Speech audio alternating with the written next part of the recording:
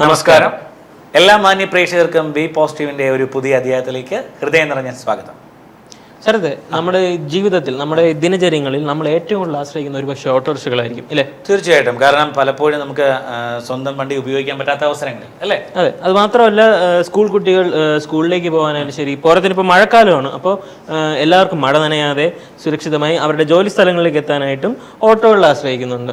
തീർച്ചയായിട്ടും ഓട്ടോ നമ്മുടെ ജീവിതത്തിലെ ഒരു പ്രധാനപ്പെട്ട ഒരു അതെ അത് സമ്മതിച്ചു തരാൻ അരവിന്ദ്. പക്ഷേ എന്തുകൊണ്ടാണ് അരവിന്ദ് ഇപ്പോൾ ഓട്ടോറിക്ഷയെ കുറിച്ച് സംസാരിച്ചത്? അതിനൊരു കാരണമുണ്ട്. ഇന്ന് വേറെ ഒന്നുമല്ല, നമ്മൾ ഇന്ന് ചർച്ച ചെയ്യാൻ പോകുന്നത് 25 വർഷം തികയുന്ന നമ്മുടെ മലയാളത്തിലെ ഏറ്റവും എക്കാലത്തെയും ഒരു മികച്ച ഹിറ്റായ എ ഓട്ടോയെ കുറിച്ചാണ്. ഓട്ടോക്കാരുടെ ജീവിതം എന്താണെന്ന് വരച്ചു കാണിച്ച ഒരു സിനിമ കൂടിയാണ് എ ഓട്ടോ. അപ്പൊ നമുക്ക് ഓട്ടോക്കാരെ പറ്റി പറയാതെ എങ്ങനെ തുടങ്ങാൻ പറ്റും അല്ലേ? വളരെ ശരിയായിരുന്നു അരവിന്ദ് പറഞ്ഞത്. കാരണം ഓട്ടോറിക്ഷ സൗഹൃദങ്ങളെ പറ്റി, സുഹൃത്ത് ബന്ധങ്ങളുടെ ആഴം പറ്റി വരച്ചു കാണിച്ച ഒരു ചിത്രമായിരുന്നു എ ഓട്ടോ. വേണു നാഗവള്ളി സംവിധാനം ചെയ്ത് ലാലേട്ടൻ തകർത്ത് അഭിനയിച്ച് എക്കാലത്തും നമ്മുടെ മനസ്സിൽ ഓർമ്മിച്ചു വെക്കാവുന്ന പ്രദർശനശാലകൾ വൻ വിജയമാക്കി മാറ്റിയ ഒരു സൂപ്പർ ഹിറ്റ് ചലച്ചിത്രമായിരുന്നു എ ഓട്ടോ. ശരിക്കും പ്രദർശനശാലകളിലൂടെ നമ്മുടെ ഹൃദയങ്ങളിലേക്ക് സുധിയും മീനുക്കുട്ടിയും ഒക്കെ കടന്നു വന്ന് നമ്മുടെ ജീവിതത്തിൻ്റെ ഭാഗമായി മാറുകയായിരുന്നു എ ഓട്ടോയിലൂടെ. അത് മാത്രമല്ല, ആ കാലഘട്ടത്തിൽ ഈ ചലച്ചിത്രം സൂപ്പർ ഹിറ്റ് ആയതോടുകൂടി ആ കാലഘട്ടത്തിൽ ഉണ്ടായിരുന്ന പെൺകുട്ടികൾ സാധാരണ പുറത്തിറങ്ങി ഓട്ടോ വിളിക്കുന്ന ആ ഒരു സമയത്ത് നായിക കഥാപാത്രമായ രേഖ വന്നിറങ്ങി എ ഓട്ടോ എന്ന് വിളിക്കുന്ന ഒരു പ്രത്യേക രീതി ഉണ്ടായിരുന്നു. അതിനനുസരിച്ച് അത് ആവർത്തിക്കുന്ന ഒരു രീതിയെ നമുക്ക് നമ്മുടെ ആ കാലഘട്ടത്തിൽ കാണാൻ സാധിച്ചിരുന്നു. ശരിക്കും ഇതൊക്കെ തന്നെ ആ ചിത്രത്തിന്റെ ഒരു വൻ വിജയമായിട്ട് തോന്നുന്നില്ല? അതെ. അതോടൊപ്പം വേണു നാഗവള്ളി സാറിന്റെ ഡയറക്ഷൻ, അതിന്റെ അദ്ദേഹം തന്നെയാണ് ഈ സിനിമയ്ക്ക് രചനയും നിർവഹിച്ചിരിക്കുന്നത്. ആ സിനിമയുടെ തുടക്കത്തിൽ ഒരു ഓട്ടോറിക്ഷ എങ്ങനെ ഒരു കുഞ്ഞ് ജനിച്ച് പുറത്തു വരുന്നത് എങ്ങനെയോ അതുപോലെ തന്നെ ഒരു ഓട്ടോറിക്ഷ അതിന്റെ നിർമ്മാണ ഘട്ടം മുതൽ റോഡിൽ ഇറങ്ങുന്നത് വരെ എങ്ങനെയെന്ന് കാണിക്കുന്ന ഒരു പാട്ടുണ്ട്. അത് വളരെ നമുക്ക് കൗതുകം തോന്നിയിട്ടുണ്ട് എപ്പോഴും. അതുപോലെ തന്നെ ഓട്ടോയെ പറ്റി പറയുമ്പോൾ അതിലെ ഗാനങ്ങൾ നമുക്ക് മാറ്റി നിർത്താനാവില്ല. വളരെയധികം മനോഹരമായിരുന്നു അതിലെ ഓരോ ഗാനങ്ങളും. വളരെ ആ കാലഘട്ടത്തിൽ വളരെ പ്രചാരം നേടിയ ഒരു ഗാനമുണ്ട്, സുന്ദരി സുന്ദരി ഒന്നൊരുങ്ങിവ. ഇങ്ങനെ നമ്മുടെ ലാലേട്ടൻ പാടിയ അതെ തീർച്ചയായിട്ടും. അങ്ങനെ ഒരുപാട് ഗാനങ്ങളെ കുറിച്ച് പറഞ്ഞുകൊണ്ട് തന്നെ നമുക്ക് നമ്മുടെ ബി പോസിറ്റീവിന്റെ ആദ്യ പരിപാടിയിലേക്ക് കിടക്കാം. സംഗീത സാന്ദ്രമായ ശുഭസംഗീതം.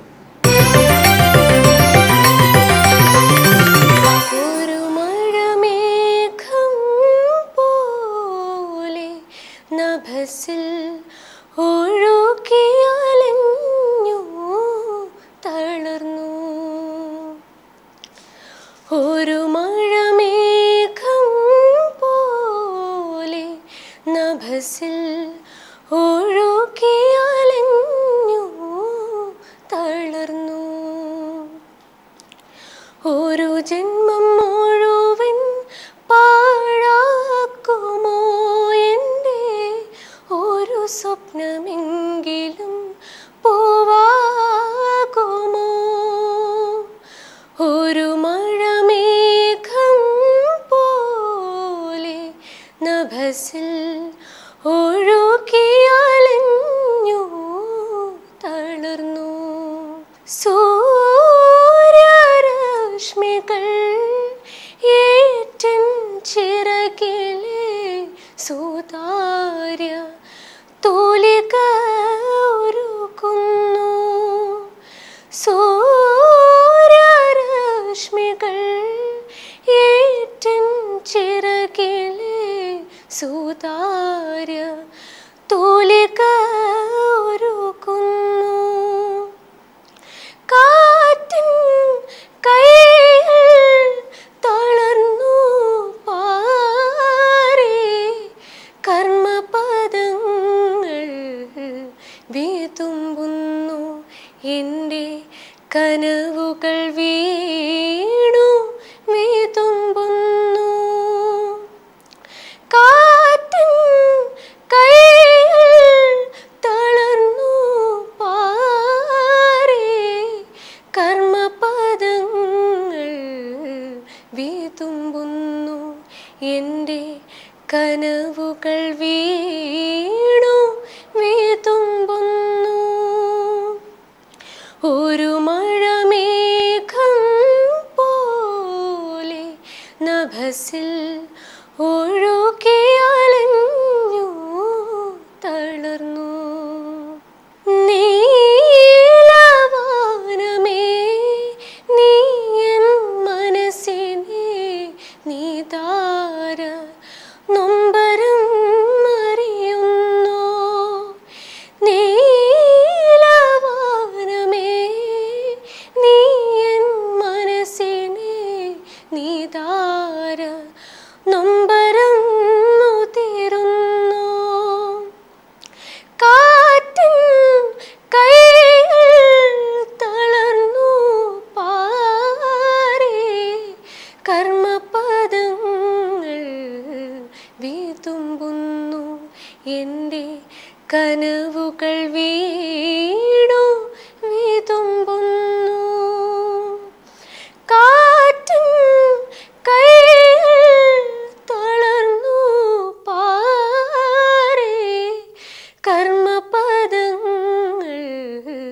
വീതുമ്പുന്നു എൻ്റെ കനവുകൾ വീണു വീതുമ്പുന്നു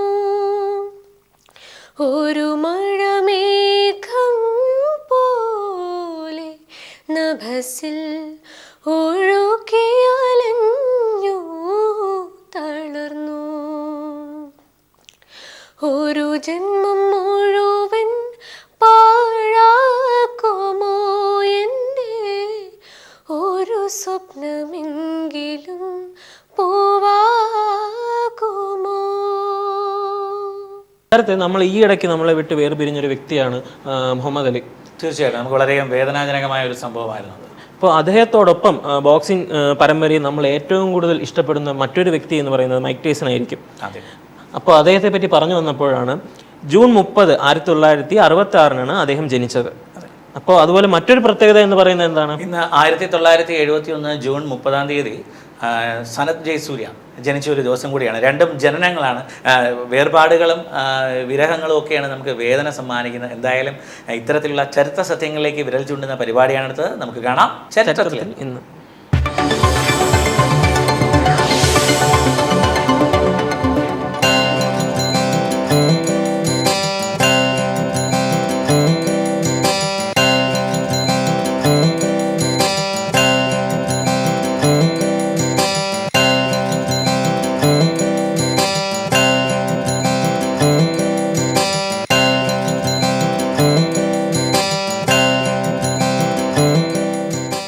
ഇനി നമുക്ക് നമ്മുടെ അടുത്ത സെഗ്മെന്റിലേക്ക് കടക്കാനുള്ള സമയമായിരിക്കുകയാണ്. ആനുകാലിക പ്രസിദ്ധീകരണങ്ങളുടെ ശരിയും തെറ്റും വിശകലനം ചെയ്യുന്ന പരിപാടിയാണെടുത്തത്.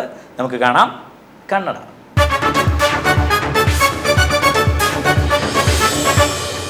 കന്നഡയിലേക്ക് സ്വാഗതം. ഏറ്റവും പുതിയ മാതൃഭൂമിയുടെ ലക്കത്തിൽ സ്നേഹം പ്രസരിപ്പിക്കുവാൻ രാഷ്ട്രീയക്കാരിയായ കമല ജെ ദേവിക എഴുതിയ ലേഖനമാണ്. ദീർഘമായ ഒരു ലേഖനമാണ് മാധവിക്കുട്ടിയെപ്പറ്റി ജെ ദേവിക എഴുതിയിരിക്കുന്നത്. രാഷ്ട്രീയക്കാരിയായ കമലയെ പറ്റിയാണ്. പക്ഷേ രാഷ്ട്രീയക്കാരിയായ കമലയെ പറ്റിയുള്ള വിചാരം വളരെ ചുരുക്കമാണ്. ബാക്കി മാധവിക്കുട്ടിയുടെ ജീവിതത്തിലെ കൃതിയിലെ കാര്യങ്ങളെപ്പറ്റിയാണ് കൂടുതൽ പറയുന്നത്. പക്ഷേ വായിച്ചു പോകുന്ന ഒരാൾക്ക് ചെറിയൊരു കാര്യത്തെ ഇത്ര പരത്തി പറയണോ? അതുപോലെ തന്നെ ഭാഷയാകട്ടെ ഒരു 2 വാക്കിൽ പറയാനുള്ളത് 10 വരികളിലൂടെയാണ് ദേവിക പറയുന്നത്. ഉദാഹരണത്തിന് ഒരു ഭാഗം വായിക്കാം. പിതൃ മേധാവിത്വാതീതനായ ഉത്തമ പുരുഷത്വത്തോട് സുരയ്യ പ്രകടിപ്പിച്ച സ്നേഹം പൂർണ്ണ വ്യവസ്ഥയോടുള്ള കേവലമായ അന്യത്തോടുള്ള സ്നേഹം തന്നെയാണ്. ഒരു വാചകമാണിത്. ഇതിൽ പറയുന്ന കാര്യം എന്താണ് എന്ന് വായിക്കുന്ന ആൾക്ക് മനസ്സിലാക്കാൻ വിഷമകരമാണ്. മാത്രമല്ല ആശയം പ്രകാശിപ്പിക്കുന്നതിന് മലയാള ഭാഷ അപര്യാപ്തമായി വരുന്നു ജെ ദേവികയ്ക്കെന്ന് ഈ ലേഖനം വായിക്കുമ്പോൾ മനസ്സിലാകും. അതുപോലെ മറ്റൊരു ഭാഗത്ത് 1980കളിൽ കമലാദാസിൻ്റെ കവിതയിൽ കണ്ടു തുടങ്ങിയ രാഷ്ട്രീയ സൂക്ഷ്മത നിരൂപക ശ്രദ്ധയ്ക്ക് പാത്രമായെങ്കിലും പലപ്പോഴും അരികുവൽക്കരിക്കപ്പെട്ട തന്മകളെയല്ല ജനങ്ങളെന്നും മറ്റും വിശേഷിപ്പിക്കപ്പെടുന്ന അമൂർത്തങ്ങളായ കൂട്ടായ്മയെയാണ് നാം അവരുടെ എഴുത്തിൽ പരിചയപ്പെടാറ്. 1980കളിൽ കമലദാസിൻ്റെ കവിതയിൽ കണ്ടു തുടങ്ങിയ രാഷ്ട്രീയ സൂക്ഷ്മത. അതിനു മുമ്പ് തന്നെ 1972 എഴുതിയ 2 കഥകളുണ്ട്. വിശുദ്ധ പശുവും വിശുദ്ധ ഗ്രന്ഥവും.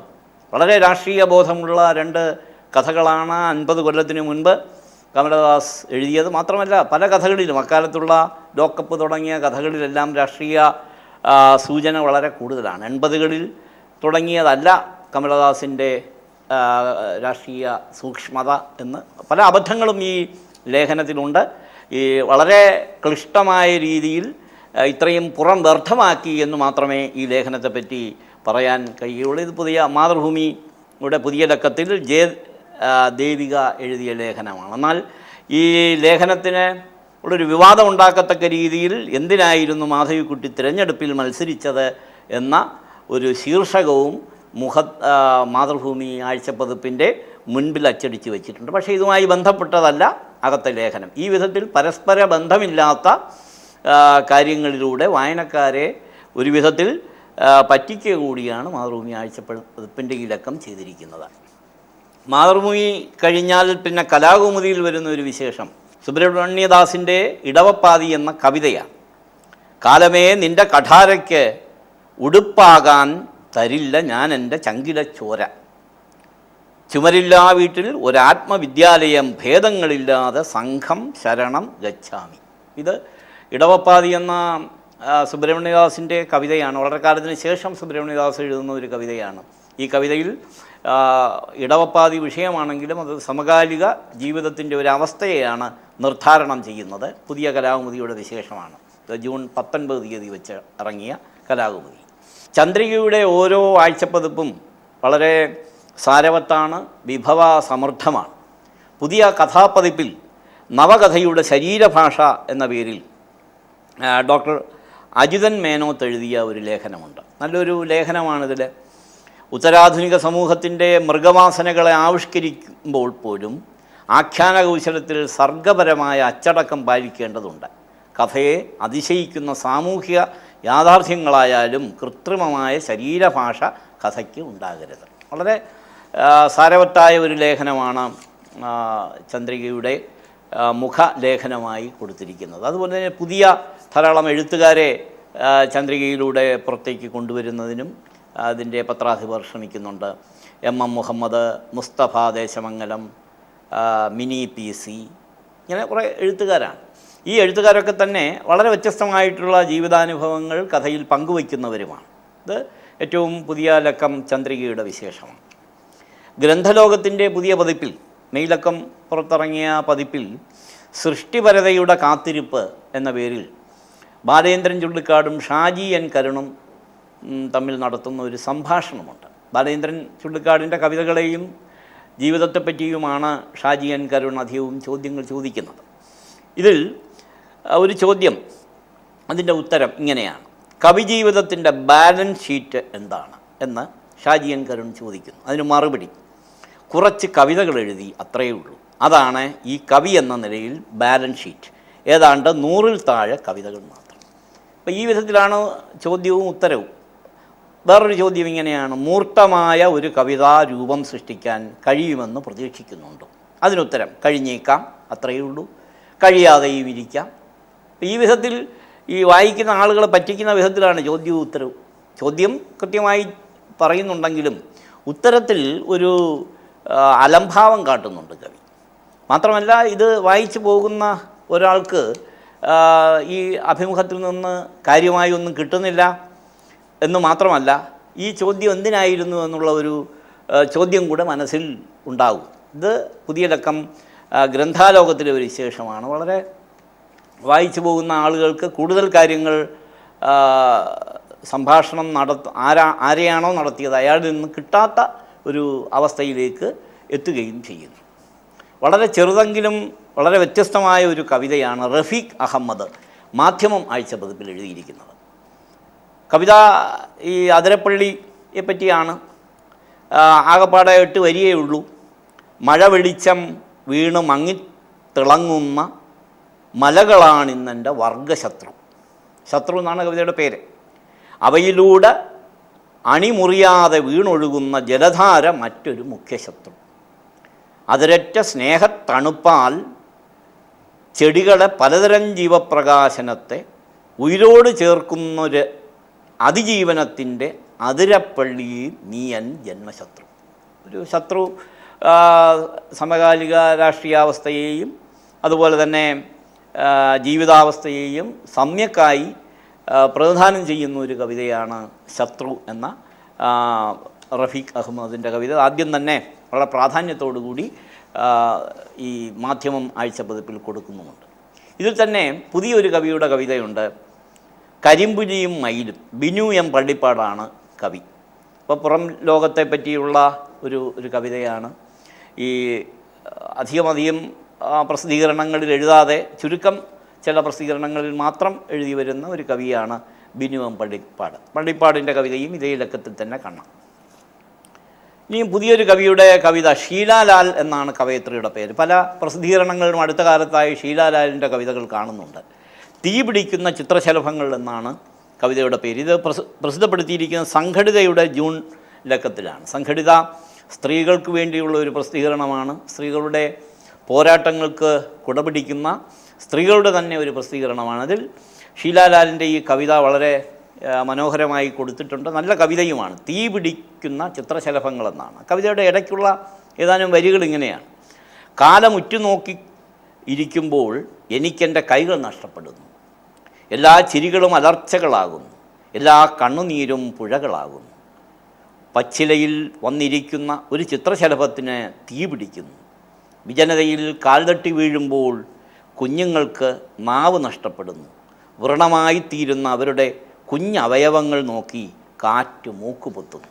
ഇതും സമകാലിക ജീവിതാവസ്ഥയെ പ്രതിനിധാനം ചെയ്യുന്ന ഒരു സ്ത്രീയുടെ ജീവിതം എത്ര ദുരന്തപൂർണമാണ് എന്ന് ഓർമ്മിപ്പിക്കുന്ന ഒരു കവിതയാണ് തീ പിടിക്കുന്ന ചിത്രശലഭം. ഇത് ഷീലാലാൽ എഴുതുന്നു. പുതിയ കവയത്രികളിൽ വളരെ പ്രമുഖമായ സ്ഥാനം എന്തായാലും ഷീലാലാൽ നേടുമെന്നതിന് യാതൊരു സംശയവുമില്ല. ഈ കവിത ആ വിധത്തിലുള്ള ഒരു ചുവടുവെപ്പാണ് നടത്തുന്നത്. ഇത് സ്ത്രീകളുടെ പ്രസിദ്ധീകരണമായ സംഘടിതയിൽ വന്ന വിശേഷമാണ്.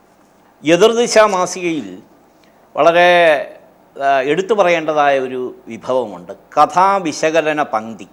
അത് ഡോക്ടർ എസ് ശ്രീകുമാർ എന്ന നിരൂപകനാണ് നടത്തുന്നത്. ഓരോ മാസവും ആനുകാലികങ്ങളിൽ വന്ന കഥകളെ മാത്രം എടുത്ത് അവലോകനം ചെയ്യുന്നൊരു പങ്ക്തിയാണ്. എസ് ശ്രീകുമാറിൻ്റെ ദൃഷ്ടി പായാത്ത സ്ഥലങ്ങളില്ല എന്ന് ഇത് വായിക്കുമ്പോൾ മനസ്സിലാവും. മലയാളത്തിൽ ഇറങ്ങുന്ന മിക്കവാറും ആനുകാലികങ്ങളെല്ലാം തന്നെ ഡോക്ടർ എസ് ശ്രീകുമാറിൻ്റെ ശ്രദ്ധയ്ക്ക് പാത്രമാകുന്നു. മാത്രമല്ല അതിൻ്റെ വിശകലനമാകട്ടെ അതിമനോഹരമാണ്.